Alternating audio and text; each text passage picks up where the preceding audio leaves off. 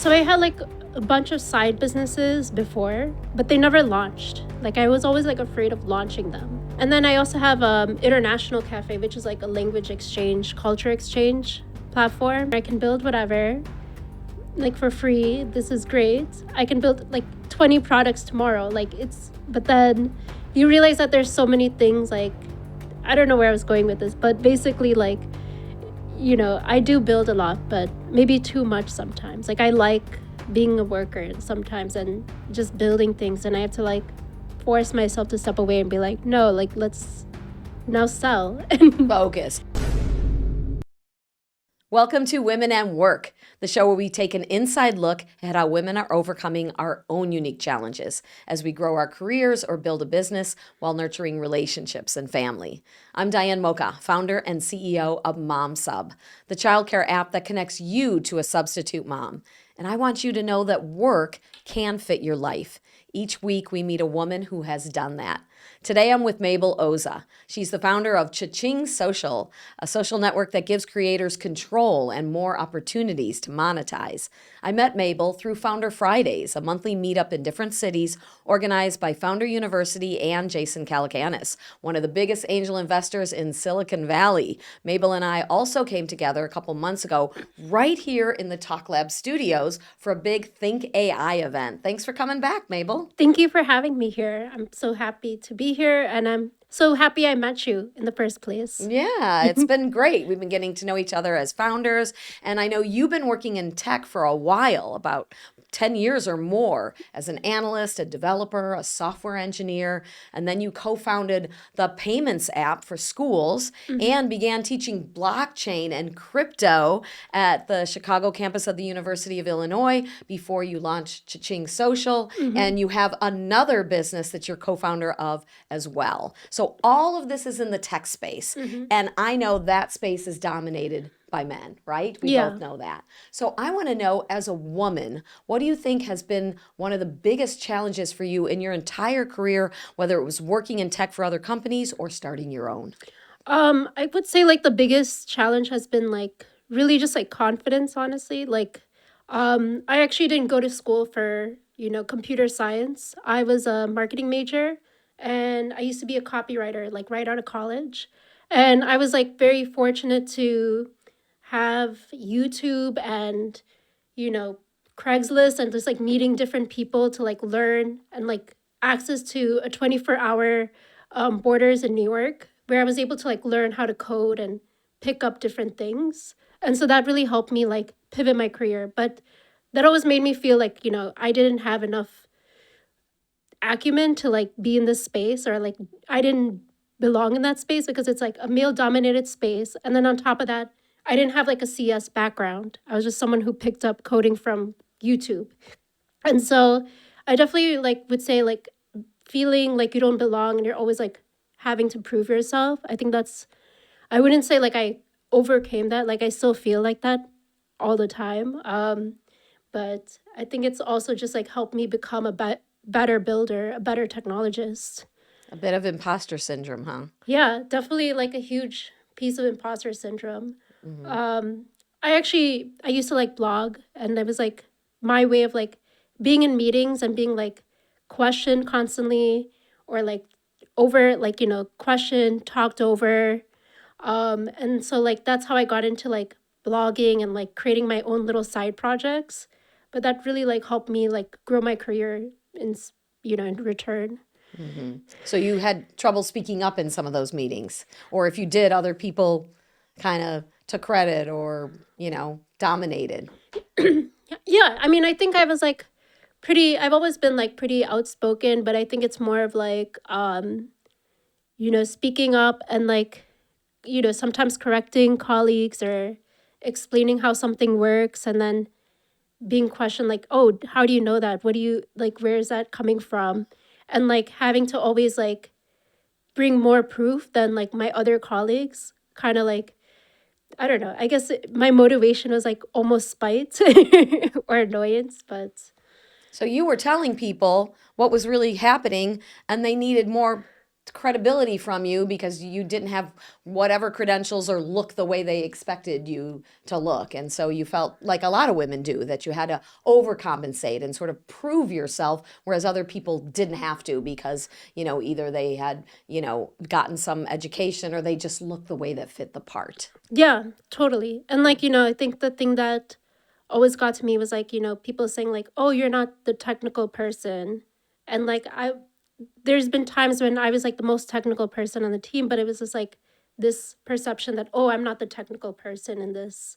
Um but yeah, I think it is just like it does feel like, you're overcompensating all the time, but I don't know. One day maybe I'll get over it.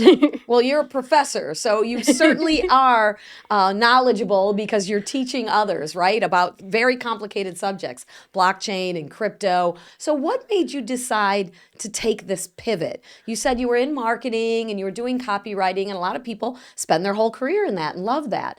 And you just kind of got interested in tech and started watching these YouTube videos. But to change your whole career because of it is a big thing. Was it like one big decision, or did it happen a little over time? It was kind of like one big decision made on me. So my first job was at an advertising agency. And, well, let me backtrack. So, like, when I graduated college, my dad was like, go into accounting or finance. I was like, I don't want to sit in front of a computer all day. And then I get my first job, and it's at an advertising agency. They take me to my laptop and they're like, here, now pull reports on Excel.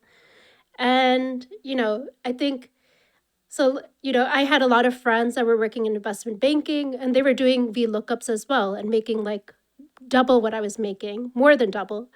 And so I was like, well, I'm doing the same exact thing. I'm not doing, and it's like, I did some copywriting is a little bit creative, but it's not, sometimes it depends on the client and, what you're doing. Um, so yeah, I basically, sorry, can I go back or Of course. I'm like stumbling. Can you ask that No. question again and I'll answer it? No, you're not. First of Okay. all, you're not stumbling. So we're going to get you out of that imposter mode, right?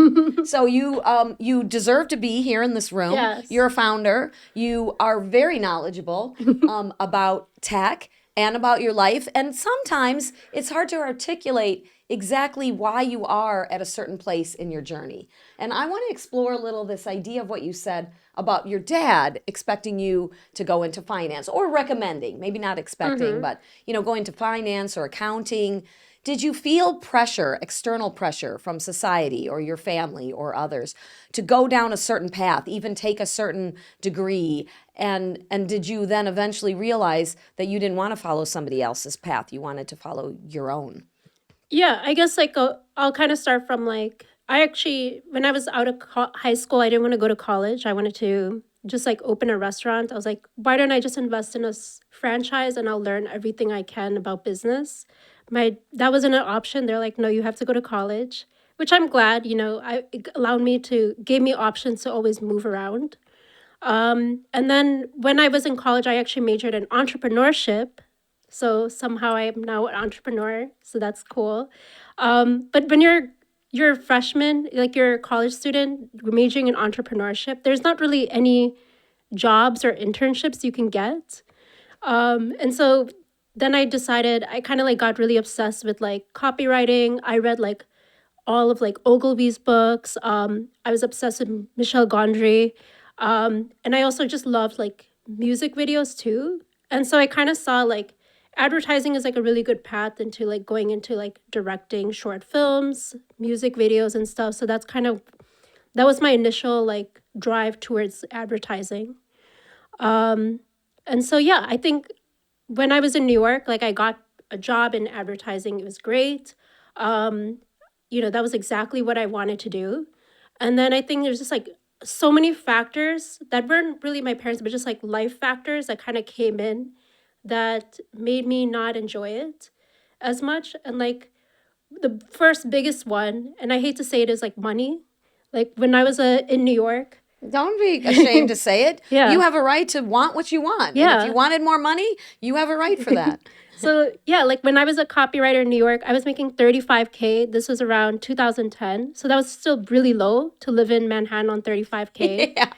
I had like a second job as like a security guard at like this the Manhattan Neighborhood Network. It's like this public studio. And so yeah, it was really hard to like make ends meet. I was like living on my sister's couch. Really like I used to pretend like I liked McDonald's. I ate like the dollar sandwich like every day. And I would just like tell her, I was like, oh, I love this. I love McDonald's so much. Like now I can't have it. It's gross. But it was really hard to like live. It's like there's a certain level of like passion, and then there's like all those life pressures, right? And then on top of that, a lot of my friends like were investment bankers. They worked on Wall Street. They made more than double than what I made. It was like so like we would go out and like they would all spend so much money, and like there was a lot of times I felt a little like I couldn't participate, or I had to kind of like make cuts on other parts of my life to like be part of that group. And so I think that was like a big factor. And then the other big factor was I wasn't really great at my job. So like at my job we had to do reports, and we had to like run Google and Facebook ads. And like in my job I actually automated my work because I just found it very tedious and mundane. So I automated my work using Excel macros, and it was a really cool program. It would call APIs from Google and everything. But then I wound up like overspending one of our clients' like campaign by like Oops. 30K or something. So I was fired and I was very sad. But I decided like, I don't want to go back into advertising and I want to do something new. So that's when I took like a SAS class on statistical marketing at NYU. And I took that class in New York, and then I got a job at Walgreens, moved back to Chicago, and yeah, that was kind of my journey. I don't know where I was going with To that, get to but tech. Well, no, we yeah, wanted to yeah, know how you got to tech and if it was deliberate. And, the fact that you were doing these macros and coming up with automation when that wasn't even really your job shows that you had this aptitude and this interest in using technology to make things more efficient, right? yeah, And yeah, they didn't appreciate it. Of course, there needed to be some guardrails or checks and balances, and these are the kinds of things you learn. yeah, But if the environment would have nurtured like, hey, you're doing this is great, we can teach others and we can make this more efficient, we just need to make sure that there's some checks and balances. But sometimes people want you to stay in your lane, and so that's the nice thing about being an entrepreneur. You yeah, said you always kind of knew you wanted to be an yeah, entrepreneur, so you went to college intending to study it, and sometimes you don't really know how or when that idea for a business is going to come along, but when it yeah, does, you already had that drive to want to do it, and you need drive to be an entrepreneur because it's not easy. So your first business was with the payments app, where you were actually kind of part of being the founding, with the founding team and being one of the founders. How did you end up in that? yeah. So I had like a bunch of side businesses before, but they never launched. Like I was always like afraid of launching them. And then even this payments app, we never launched like fully, but we did start talking to customers. And I did commit to that like for close to a year. And so that was a payments app that allowed like parents, teachers to communicate, fundraise for classrooms, pay for, lunches and school payments and so forth. We were trying to sell it during 2024 when it was just like a very unclear year for schools because they just didn't know what their budgets were like. And then also like me and my co-founder, he worked in payments like at Apple, and I was also a technologist. And so we both didn't have that founder fit for selling to schools or creating a school product. And so that's kind of why we like moved away from that startup. But, it did give me a lot of lessons, definitely like the idea of like just pushing things to market right away is like a huge lesson I got. And I think when we built the payments app, like I built really good tech, really sophisticated tech that you would see in like huge Fortune 500 companies. But it was like, what's the point of having all that tech if you don't even have customers? And so I think that kind of taught me that always like build and then push it to customers, and being able to kind of get over that fear of perfection. Yeah. And have you read The Lean Startup? No, I haven't. Okay, so that the Lean Startup book talks a lot about that, and it's the idea of create an MVP, and of course you know what that is, Mm-hmm. a minimum viable product. And nowadays it's easier than ever to use AI to just create something. If you have an idea and you think this would be great, it would give people more efficiency. Like my app helps connect parents and childcare providers. Yeah. Instead of doing really extensive app that has all these different features, just start with something basic and then, like you said, push it to customers. Have people try it out, ask people what they think, see how people use it before you put a bunch of time and money into, building something that's really fancy and takes a lot of effort, but maybe people aren't going to use it or use it in the way that you think. So you've been kind of doing that with Cha-Ching Social. You created something basic Yeah. and you've been getting people to use it. Cha-Ching Social is a social network, but a different kind. It gives a lot more control to the people who are on the network. Tell me what the idea for that, where it came from, and how you decided to develop it. Yeah. So like we first actually Cha-Ching Social, like this company has like evolved through different iterations. The first iteration was like it was called Guap Social. And it was basically and no, like sorry, the like we had Guap Social, then we changed it to Fat Fire Social, but the first iteration was towards like the fire community and a social media site for people who want to talk about finance. We realized like the fire community is like very small. Fire community? Fire is like financially independent, retire early Okay. community. So it's like these people that so there's like different levels of fire. There's like lean fire, barista fire, fat fire. And so they're all This is all new information to me. Financially independent, retire early. yeah, yeah. So it's Okay.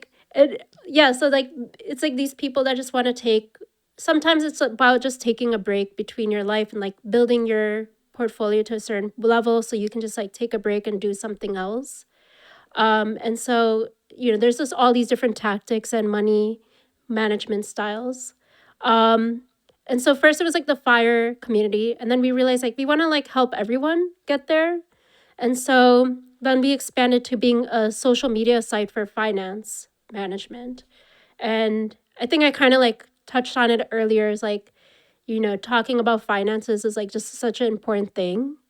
Um, and like, just like I think a lot of people keep that's like, the number one stressor for people. And like it's important to have those conversations. And even personally for me, it feels like a little like uncomfortable. So I wanted to create that space where people felt comfortable doing that. Um, the only issue was like when we were building it and as we were getting users on, a lot of them were more concerned about like getting jobs because in this economy people are not even they don't even want to think about investing because they're just like let me just figure out my job situation. And so that's when we kind of like pivoted to where it's more kind of like upskilling communities and like our users were bringing in other things like other communities and we're like let's just embrace it. And that's kind of the interesting thing about like when you have a social media site, you have to like, it's not just yours, right? Like, I think earlier you asked me if I'm the founder, and I was like, I'm called a core contributor because it's like, that's definitely like a realization I have when you have a social media site, you're like, you're truly building the site with other people, like, and you really have to kind of make this thing evolve to fit everyone's like personalities and charm and, their values too. And so kind of finding that mix between that. I don't know what's going with that, but So, is this the main focus in your life right now? Have you monetized it? And I know you're teaching as well. yeah. And then I also have International Cafe, which is like a language exchange, culture exchange platform. So it's about like it's kind of a similar concept. It's about more of it's about people like like stepping away from their backgrounds and like also understanding other people's like cultures and backgrounds. It's like I'm Indian and I get exposed to Indian food all the time, but it's like I want to learn more about like Korean food and I want to learn more about Burmese food and so forth. And so that's the whole idea is like it's not food. I don't know why keep talking about food, but it's like you want to learn about more cultures. And I think that's just like honestly a very important value like we should have in our world. Is International Cafe a social network as well? Um It's more of a platform. Yeah, it's kind of like that. So people come in and they interact with each They other, share they events, contribute. Okay. Oh, and they share build. events like on Cha-Ching Social. Yeah, so they're kind of. It's more like, I would say it's like a community platform, Okay. where people, yeah, bring their own clubs. So we brought like 7 different clubs on our platform like last month, and we did a few kickoff events. So we had an Arabic club, um, one with the Southeast Asian languages. There's this other group, it's a South Asian, sorry, group called Millen Meetups, and like a few other ones that we just like onboarded. But the whole idea is to just get everyone who's doing these cool cultural programs and events in their cities, to like connect with each other. And are these events where people want to focus on just that culture, or do they want outsiders to come in and learn more about their culture I and think their they want language? Yeah. outsiders to come in. I like definitely the event I went to this Saturday, which was Millen Meetups. It's like for South Asian kind of diaspora community, but there were a lot of people that were not South Asian, but they just had some sort of connection towards the culture. And I think that's like an important thing that I'm learning, with this startup, is like that, you, you know, people's cultural backgrounds isn't like what you see right off the bat. Um, I actually didn't know, I don't know what your background is. So I spent 15 years as a television reporter I at mean, like, oh, yeah. at the CBS station You're, in Milwaukee, and I loved that career. Media changed a lot during the time that I did that, yeah. and I had a very long commute and listened to a book that was called Rich Dad Poor Dad that a lot Yeah. of entrepreneurs have heard that got me thinking about things in a different way than I ever had before. And I was at the time realizing that the journalism pay was low, like you realized in marketing, Mm-hmm. and I needed some other income, but didn't necessarily want to change careers. So I started a side hustle, and that's when I became an entrepreneur, an accidental entrepreneur. So I Wow. started a business in real estate, and then I ended up getting another business that was kind of a logistics business with delivering signs. And then Mom Sub came out of my own experience of having challenges with childcare and realizing that technology can solve those kinds of challenges for other people, and wanting to create another business where I could do that, and not really knowing that a tech startup business is very different than a real estate business or a sign business. And so I've been on this journey, along with you, going to these meetups, going through incubators, and learning how to take that idea and a, core group of customers, and expand it from there. Mm-hmm. And, one of the things I like about being an entrepreneur is how well it integrates in my life, right? I have a lot of control over my schedule that I wouldn't have if I worked a 9 to 5. So, I wonder in your situation, how your career and the evolution of your career has either been impacted by or impacted your personal life. Do you have someone special in your life? Do you Mm-hmm. have ideas of where you want your personal life to go in the future? Like you want a family or you don't, or you're not sure? Yeah, no, that's kind of like interesting, is like, I definitely want a family, but it does feel like, um, that's like hard being a founder, like a startup founder. And it's like, how do you build that? There's not like, in a dating perspective, there's not a lot of selling points to dating as founder, because we're like pretty much broke. We're always working. Not a good girlfriend. Not a good girlfriend. Like, what is the value? Like, what's the benefit or incentive of dating someone who's a founder? Like, I'm still trying to understand that. Like, you're always, and then on top of it, it's like, I think I'm like very introverted, but then, like, as a founder, you have to always put yourself out there and like go to events, meet people. And then it's like, I just like socially don't have like any energy for like my friends or anyone else. And so it's like, yeah, I don't know. I guess I'm trying to still understand what's the benefit of like dating a founder. But maybe there's an upside. Maybe they're like an investor in the business, and they're like, maybe their business is gonna exit very soon, and they're gonna be more available after that. So you're saying it's hard when a lot of the people you're meeting are other founders. Your social life really is centered around this whole idea of being an entrepreneur and being a founder. Yeah. And I know that that's sort of evolved for me as well. It's like you only have so much bandwidth to spend time going out. And it's like, I would rather spend my time going out and doing things that are in the founder community, Yeah. than, I care about my friends that I've had for years, but they don't have the same goals. They're doing other things in life, and this is really my focus. So have you found that maybe you would want to spend time with somebody who is also a founder and you're kind of No, like co-working absolutely side by not. side? No, why not? Only one dreamer in a relationship. You The need other someone that's person, practical. yeah, someone who's practical, like keeping things stable. Like we don't need two dreamers. Like, how do you start a family with that, right? Like, I mean, I'm just trying to be practical. Like, I definitely like want kids, and like, you can't do that with two founders. I don't think that's possible. But there's lots of husband and wives that have a business together. That's true. That's true. And it's difficult, but they make it work, right? Have you ever worked with your spouse on their Yes. So the business? real estate business I started, it was really kind of my thing in the beginning, but he thought it was a great idea. And he actually said to me for years, like, oh, we should look into this idea of like, having a house and then you rent it out. And I'm like, oh, we couldn't do that, And then I listened to this book and said, oh, maybe we could, and maybe I could. And then I kind of went down this road and did it on my own. And then it grew and grew in a way I didn't really Wow. expect. And I needed help. And so he started contributing. And then eventually he said, I'm really interested in this, and got his real estate license. And Oh. so then we worked on the business together. And eventually I said, this isn't my passion. I see a value of this business and where it's going, but I really want to focus, my time on something I'm more passionate about, a business of helping moms. And so he's really taken over and is much more involved in the real estate business. But we do have to, sometimes collaborate together on that. And it can be challenging because we have different ways of approaching. Even though we're both the owners of the business, people have very different skill sets that they bring, as you talked about. Yeah.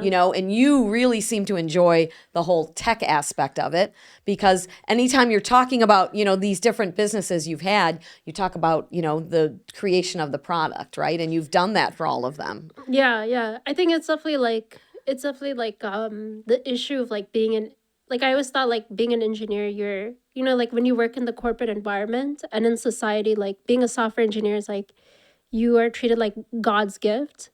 And then you go to the startup world and you're like, I'm an engineer, I can build whatever, like for free. This is great. I can build like 20 products tomorrow. But then you realize that there's so many things like, I don't know where I was going with this, but basically, like, I do build a lot, but maybe too much sometimes. Like, I like being a worker and sometimes and just building things. And I have to like force myself to step away and be like, no, like, let's now sell. Focus. So the challenge of building something new is very exciting to you, it sounds like. Yeah, yeah. And so if you could just start a new company every year and build something new, that'd be really exciting. Yeah, But you want the to honeymoon see phase. the things that you've built go somewhere and have an impact in people's lives. Yeah. And so what you need is a partner that does the selling, right? Yeah. And maybe they happen to be a guy that's your type. That would be perfect. So That's true. but, finding the right person in life is difficult. And just like finding the right business partner is difficult. Yeah, that definitely is. Like, I guess like with International Cafe, I do have a founder that does the selling, so it's really nice. And then I also have a twin. So with Ching Social, I usually just lean on her to like A help real me. life twin. Yeah. Your You didn't- sister. Yeah. No, I didn't know that. We've known each met- other now for months. Wait, did we meet? Yeah, you met her. I met she her. was talking about the Auntie app, and I think she came to one of the Founder Friday events. Oh, okay. Yeah. Yeah, it was a while ago. Yeah. And I think at the time I said, I didn't know you had a twin. Yeah. But I call her my board member. But Okay. basically, she's not officially on our board, but I do lean on her for like a lot of like advice. And actually, like sometimes we'll go to events and she'll just like pitch for me. And then people come up to me and they're like, I heard about your business. Like, tell me more. And I'm like, what did you say? But I think she's definitely like, I've always been like, I think it's nice to have that balance, and like you always have that one person in your life that can like, even though they're not officially part of your company, they're like they're so ingrained in your life that they are part of your company in some ways. I mean, I'm sure you have that like with your family as well, right? Like where you're like, this is my life, and if you want to be part of my life, you're gonna somehow be part of my company. Yeah, my Reeled kids in. know about, what we do with our businesses, whether they want to or not. They just kind of hear about it and Yeah. sometimes they help. Yes, yes. So, what keeps you going, when there's probably times when you might have questioned, well, I really like to build. Maybe I should just, go back and have a job as a software engineer, or maybe I should just do this on the side. I mean, it's a struggle to like Yeah. keep a business going, and there are so many people out there who don't know if this is the right thing for them. Should I stay with this business or not? How do you know that it's the right thing and that you should keep going? I honestly don't know. I was like, I question that every day, but then I still stay. Like I think the thing is, I can't pinpoint it, but I really like I complain about it. I'm like someone who's just very negative, and I complain a lot, but I truly do love it. It's yeah, it's probably like someone you're dating, you're just like, oh my god, they're so annoying, but you still are married, you still love them, and I think maybe it's just like I think my struggle is like I love the when I work on something, I truly love it, and like it's very hard for me to like even though I complain about it, and my brain is like, this is crazy. What are you doing? But I don't know. I think it's the love of it. Like my background is like I'm a blockchain engineer, um, and the jobs that pay for blockchain engineer are pretty lucrative, And so I think that's like a logical struggle of like why wouldn't I just go back to being a blockchain engineer and like I could probably make all this money. Like I'm not gonna make that much money like off the bat, but I think it's just like I guess it is passion. I would say because I can like get out of it. Like I keep thinking about it. It's maybe it's passion, maybe it's obsession. I honestly don't know. But yeah, like I don't know. Like what's kind of you what do you like gets you hooked on like your job, I think your I work, I your stay company? with the company no matter what because I want to make an impact. So I consider, Mom Sub to be social impact Yeah. venture and one that is definitely making a difference in the lives of working moms. And I know myself that I struggled with childcare as a working mom. And so when it gets rough, I just keep thinking about the impact that I'm making and how, this is what I want to leave as a legacy. Because, Yeah. a lot of women, I think you have children and you feel like, oh, this is my legacy. These children are going to do great things in the world. But it's like, well, I want to do great things in the world too, And I had a career in media that I'm very proud of. I did investigative stories and I did consumer stories where I helped people like who were ripped off. But, that's a body of work that I feel like is sort of static. And when you have a company, it's growing, right? And Yeah. it's constantly helping more people and discovering new ways to help people. And if you're serving people who are experiencing problems that you went through, it's very meaningful. So that meaning is what sort of pulls me through, Yeah. And it sounds like your passion for what you do, for like caring about the company and loving like the creation of making something and then seeing it being used Yeah. is really exciting for you. Yeah, I that's definitely true. Like I think with Cha-Ching Social, like I was able to like I'm someone who was like a marketing major that was able to like completely change the course of their life through like consuming content online. Wow. And I was like good at like finding the right resources. And I think I'm excited about Cha-Ching Social because it allows people to really like it kind of curates places where people can really dive into that rabbit hole and like become an expert in any field. And I think like that accessibility is like important to me. Like be making knowledge is more accessible is like a huge thing. And I think it's like not to sound so pretentious, but I think it's like the thing that will like equalize like a lot of our problems in society because I think education is very like gate kept. And I think I definitely like I would say like I saw this like in San Francisco, like even online meetings, like when blockchain, like Bitcoin and blockchains first came out, it was like all these things were in San Francisco, and then I used to hold kind of like this group, this community session in Wells Fargo where we would do like online calls. And we would have like people from all over the country like join our calls. So people from South Dakota, North Dakota and so forth. And it was just like, it made me realize like like how people don't get, like some people are doing really cool stuff in the space, but they don't get the visibility. And then also some people are doing really cool things in the space, but they're not like getting, or they're really capable and smart, but they just don't know the thing exists because they're not even, like people are not even pushing that information like globally to them, right? Like someone in small towns don't get the same information that you would get in like living in San Francisco or New York. That's for sure. Yeah. And so I like this idea of like I love the internet. I love being like, a lot of people, I like IRL, but I also think like there's so much value in just like the internet and all the rich information out there. And so like making that social media is a really powerful thing, and it's like it's like a weapon. And like basically like right now we kind of see it used a certain way, right? Like should I say TikTok, Facebook? It's, and like I think we can take some of the best parts of social media and make it into like an educational tool to like allow people to like disseminate thoughts, learn, pivot their entire career and like get access to the right information. I think that's like a really powerful thing.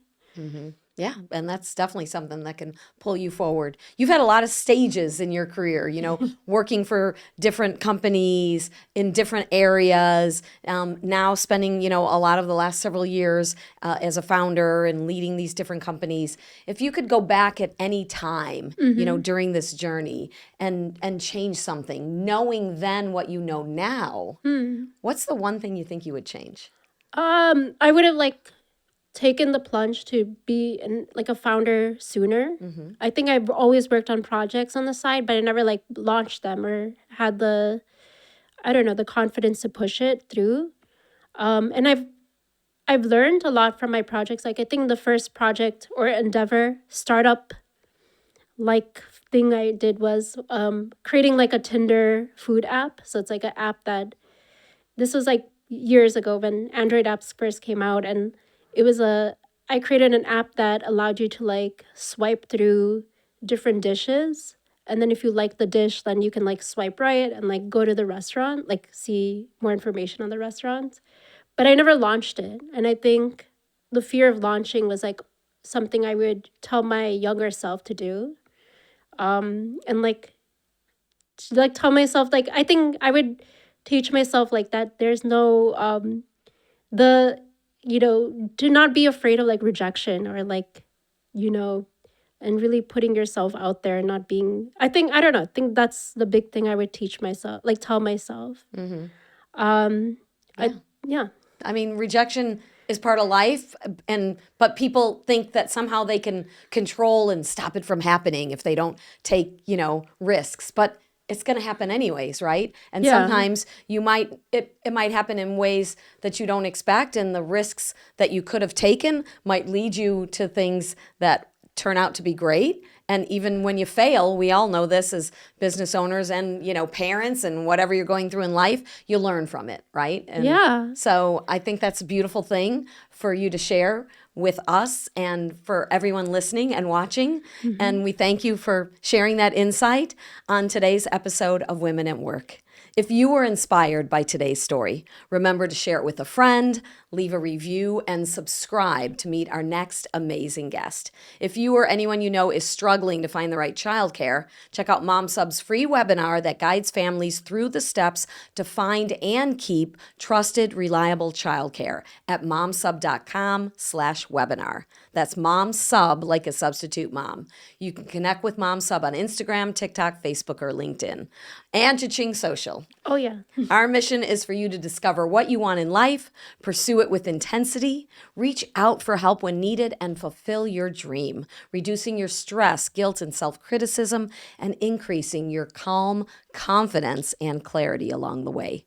Remember, your career, your choices, and your success are yours to define. So keep pushing boundaries and spreading your love and encouragement to other women who need it.